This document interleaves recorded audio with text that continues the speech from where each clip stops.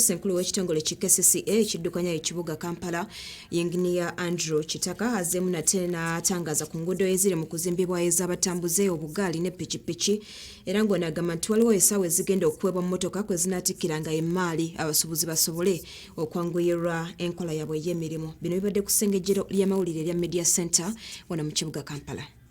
Yenginia Andrew Kitaka nga ye ssenkulu w'ekitongole ki KCCA ekiddukanya ekibuga Kampala ng'ayogerako eri bannamawulire ku ssengejjero ly'amawulire erya gavumenti ategeeza nga abasuubuzi batasaanye kweraliikirira ku nguudo eziri mu kuzimbibwa ez'ab'ebigere, obugaali ne ppikipiki byokka. Kitaka agamba nti abasuubuzi balina okutya kungi ku ngeri gye banaafunangamu emmaali yaabwe naye baakuwa mmotoka essaawa kati w'ennya ez'ekiro okutuuka 12 ez'okumakya buli lunaku batikkule. Tukirabye mu bibuga bingi nti ebifo ebitaliimu nnyo mmotoka ng'abantu batambula bulungi, amaduuka ago ge gasinga okutunda. Kino tekitegeeza nti emmotoka tesobola kutuukirawo ddala. Esobola okutuukawo naye mu ssaawa engere.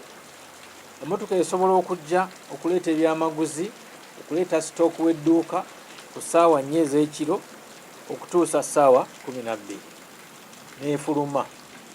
Kati olwo ate abantu ne batandika okukola ki? Okujja mu kifo ekyo. Enguudo ezoogerwaho kuliko olwa Namirembe ne Room Street. Ku lw'abasuubuzi, Thaddeus Musoke nga ye muwandiisi wa kasiiti ekibiina ekitwala abasuubuzi agamba nti enzimba y'enguudo erudde ng'ebalumya emitwe naye kibazizzaamu amaanyi kwe kulaba nti babawadde essaawa kwe bagenda okutikkulira emmaali yaabwe. Okuzimba enguudo zino kwatandika mu mwaka 2018 mu mwezi gw'okuna era basuubira omwezi gw'okusatu we gunaggweerako nga ziwedde ng'ensimbi eziteekeddwamu ziri obuwumbi 4.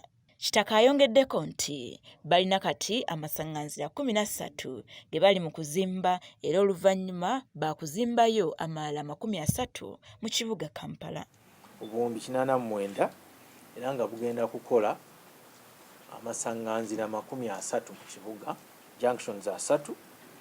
Ate tukolewo n'ekizimbe ekipya ku KCCA omujja okubeera ebyuma ebiraba buli junction gye tukoze era nga tusobola okubikozesa okulaba nti ebitaala bikola bulungi ate nti ekitundu ekirimu emmotoka ennyingi ebitaala ebyo bisobola okukiwa green omuwanvu. Bakizudde nti mmotoka ezisusse mu kibuga zireetedde empewo essibwa okubeera enkyafu n'etandika okulwaza abantu nga bagenda kuteekawo ebifo 24 okwekenneenya embeera eno. Tuyita particulate matter buba butono nnyo tusobola bulaba naye bw'obussa buyingira mu mawuggweego ne butuula omwo. Buvaako endwadde ez'omu kifuba, ez'okukolola naye nga bungi nnyo mu mpewo yaffe.